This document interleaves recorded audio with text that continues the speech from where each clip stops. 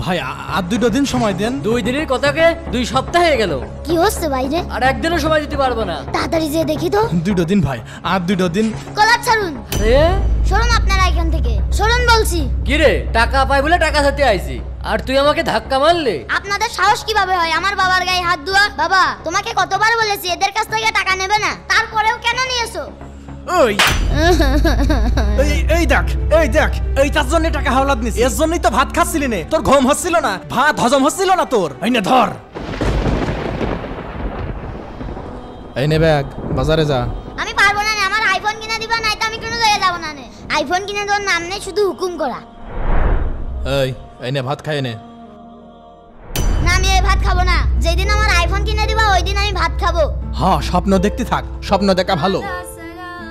এই দাঁড়া, 1 মিনিট দাঁড়া। এই নে ধর, এই ফোনটা বাড়িতে ছিল আমার, মাফ কর, আমার উদ্ধার কর তোরা, আপাতত মাফ কর। এই চল এখান থেকে। যা ভাই যা। এভাবে সন্তানদের কারণে বাবাদেরকে অনেক সময় কষ্ট পেতে হয়। বন্ধুরা, তোমরা যেন এমনটা করো না।